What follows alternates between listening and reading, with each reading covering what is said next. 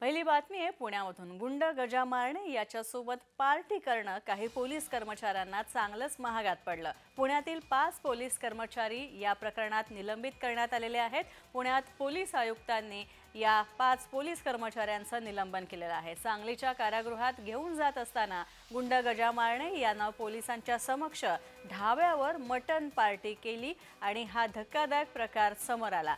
आरोपी असून सुद्धा ढाब्यावर जेवण देणं आणि बेजबाबदारपणे वागणूक करणं यामुळे या पोलिसांचं निलंबन करण्यात आलेलं आहे। या प्रकरणी पुणे पोलीस दलातील 5 पोलीस कर्मचाऱ्यांना पुणे पोलीस आयुक्तांनी निलंबित केलं आहे। मार्च रोजीची ही सगळी घटना आहे। साधारणपणे रात्री 9-10 नंतरचा हा प्रकार आहे आणि त्या प्रकाराची माहिती आपल्याला प्राप्त झाल्यानंतर त्याच्यात प्राथमिक काही चौकशी करून मग त्यानंतर आपण ही कारवाई केलेली आहे। ते सगळेजण सराईत गुन्हेगार आहेत, त्याच्याबरोबर त्यांचे इतरही काही गुन्हे आहेत आणि त्यामुळे त्यांनाही आपण या गुन्ह्यामध्ये आरोपी केलेले मोकाचे जे काही कलम आहेत त्याच्या प्रावधानांतर्गत ही कारवाई करण्यात आलेली आहे। या पोलिसांवरती सद्यस्थितीमध्ये निलंबनाची कारवाई करण्यात आलेली आहे। त्यांची प्राथमिक चौकशी ही आदेशित करून ती चौकशीसुद्धा पॅरलल पद्धतीने त्याचंसुद्धा जे काही काम आहे ते सुरू करण्यात आलेलं आहे। पाहुयात कोण आहे गजा मारणे। हिस्ट्री शीटर गजा मारणे हत्येच्या आणि हत्येचा प्रयत्न, मकोका, गंभीर स्वरूपाचे गुन्हे हे गजा मारणे याच्यावर दाखल आहे। तसंच पुण्याचा डेंजर डॉन अशी गजा मारणे याची ओळख आहे। तसंच गजा मारणेवर एकूण 28 गुन्ह्यांची नोंद आहे। तसंच 3 जणांची हत्या केल्याचीही त्याच्यावर आरोप आहेत। त्या प्रकरणी त्याच्यावर गुन्हे दाखल आहेत। 4 मकोकाचे गुन्हे दाखल आहेत। 6 जणांच्या हत्येचा प्रयत्न त्याने केलेला आहे। पुण्याचे मालक महाराज या नावाने तो प्रसिद्ध आहे। तर कोथरूड भागामध्ये गजा मारणे आणि गजा मारण्याच्या टोळीची मोठ्या प्रमाणात दहशत आहे। मुळशी तालुक्यातील जमीन व्यवहारांमधून गजा मारणे हा गुन्हेगारीच्या जगतात आला। तर जमीन मालक बिल्डर यांच्यातील दुवा म्हणून गजा मारणे काम करतो। गजा मारणे आणि घायवळ टोळीमध्ये हा गँगवॉर नेहमीच रंगतो।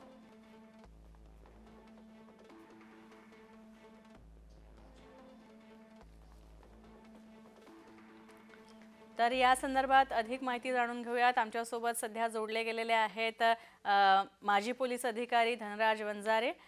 सर, तुमचं स्वागत जय महाराष्ट्रावर। गजा मारणे इतका महत्त्वाचा आणि तितकाच कुख्यात गुंड आणि अशा गजा मारणेला एका कारागृहातनं दुसऱ्या ठिकाणी नेत असताना पोलिसांनी या प्रकारे बेजबाबदारपणा दाखवलेला आहे। याबद्दल काय प्रतिक्रिया आहे तुमची?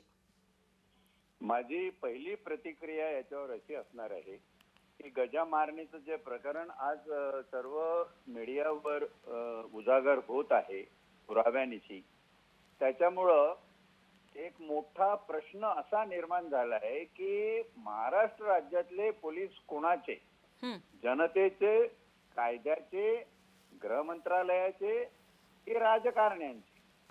आणि याचं उत्तर जेव्हा आपण शोधायला जातो तेव्हा असं दिसतं की राजनीती, जेव्हा राजकारण राजनीती होते म्हणजे तिची नीतिमत्ता बदलते, जेव्हा राजकारणाची राजनीती होते आणि राजकीय नीतिमत्ता बदलते, तेव्हा जी काही प्रशासकीय यंत्रणा आहे, म्हणजे जसं पोलीस एक भाग आहे, रेव्हेन्यू असेल, आरोग्य असेल, हे सगळे जे भाग आहेत ते जनताभिमुख न राहता जे कायद्याप्रमाणे संविधानाप्रमाणे लोकाभिमुख लोककल्याणकारी राज्यासाठी काम करणारे असले पाहिजे, पण लोकाभिमुख न राहता, जनताभिमुख न राहता ते सत्ताभिमुख जेव्हा होतात तेव्हा असे प्रकार घडतात, असा माझा स्पष्ट कायदेशीर संविधानिक निर्वाळा आहे।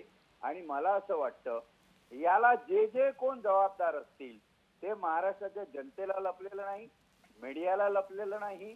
आम माणूस जो आज रस्त्यावरचा विचार करतोय की बिर्याणीचं काय, मटणाची पार्टी सोडता नाही का, क्रिमिनल बरोबरचे फोटो आणि हे सगळं व्हायरल होतंय, न्यूज पसरते सगळीकडे, महाराष्ट्रात नव्हे देशामध्ये, आणि त्याच्यावर चर्चा घडून येते, याचा अर्थ हा इश्यू किती सिरियस आहे.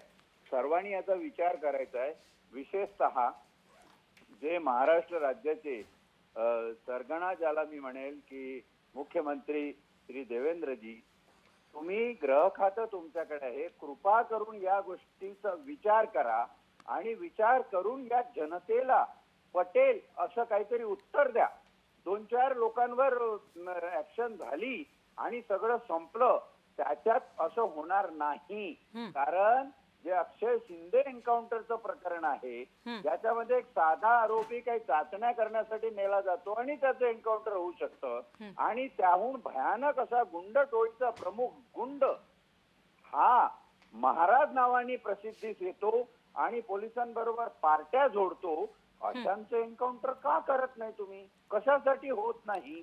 धनराजजी, तुमच्या खरं तर या तुमची अत्यंत गंभीर अशी ही प्रतिक्रिया, यातनं मला एक प्रश्न असा विचारायचा आहे की गजा मारणे याला ज्या प्रकारे वागणूक देण्यात येते, त्या अर्थी त्याच्यावर वरदहस्त आहे असं सुद्धा तुम्हाला म्हणायचं आहे? म्हणण्याचा कलच तू बरोबर ओळखूनच हा प्रश्न विचारलाय की याचा जो कल आहे माझ्या बोलण्याचा तो हाच आहे की याच्यावर वरदहस्त आहे. कुणाचा वरदहस्त असू शकतो? सगळ्यात मोठा वरदहस्त आज जर कुणाचा असेल तर तो धनदांडग्या उद्योगपतींचा मानला जातो, नंबर 1. नंबर 2 मानला जातो राज्याच्या राजकीय प्रमुखाचा. राजकीय प्रमुखाचा वरदहस्त असल्याचं हे कसं शक्य आहे? पोलीस असं कसं करू शकतात? आणि राहता सगळ्यात महत्वाचा मुद्दा असा आहे की पोलिसांचं जे स्थानिक नेतृत्व आहे, जेव्हा मी स्थानिक नेतृत्व म्हणतो तेव्हा राज्याचे डायरेक्टर जनरल असोत, एखाद्या जिल्ह्याचे जिल्हा पोलीस प्रमुख SP असोत, यांच्यावर माझा निर्देश आहे की तुम्ही ताठकण्याने काम करायचं का विसरलात? काय मजाल आहे तुमच्या हाताखालचे पोलीस एका गुंड टोळी प्रमुखाबरोबर अशा प्रकारे पार्टी करतात? मला आठवतं अरविंद इनामदार, रिबेरो, पडसळगीकर, जावेद अहमद सारखे कमिशनर या महाराष्ट्राने बघितले. त्यांच्या SP असताना किंवा कमिशनर असताना कोणाची मजाल होती असा काहीतरी प्रकार करायची? कधीच नाही. न्यूज तुम्ही पडसळगीकरांच्या काळामध्ये बघितल्या? तो दरारा आमच्या नेतृत्वाचा संपलाय, आणि तो केवळ संपलाय नाही, तो राजकारण्यांनी पोस्टिंग आणि इतर गोष्टी आपल्या ताब्यात ठेवून तो पद्धतशीर गैरसंविधानिक मार्गाने संपवलाय.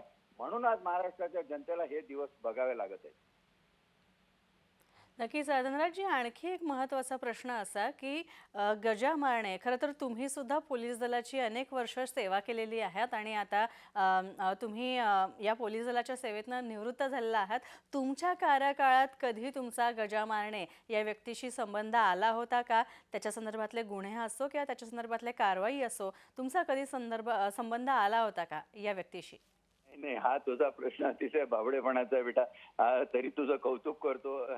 तुला सांगतो, माझ्या सेवा काळामध्ये अशा कुठल्या गुंडाचा अजिबात संबंध आला नाही. मी आता निवृत्त होऊन 12 ते 13 वर्ष होत आहेत. म्हणून माझा संबंध ज्या गुंडांचे आला प्रत्यक्षात, ते अरुण गवळी असतील, दाऊद इब्राहिम कासकर असेल आणि छोटा राजांचे त्यावेळेचे टोळीचे हे होते. आताचं चित्र इतकं विदारक आणि इतकं भयानक आहे. पण त्यावेळी सुद्धा पोलीस अधिकारी हे असला कुठला प्रकार करताना, एक किस्सा कुर्सिका त्या काळात गाजलं होतं, त्याच्यामध्ये सगळं हे झालं होतं. पण असं नव्हतं. कारण कसं होतं, समाज यंत्रणेप्रमाणे बदलत नाही, तर यंत्रणा या समाजाच्या मानसिकतेतून बदलतात आणि समाजाची मानसिकता हे राजकीय नीतिमत्तेतून बदलवली जाते. हे भयानक सूत्र महाराष्ट्रात राबवलं जाते.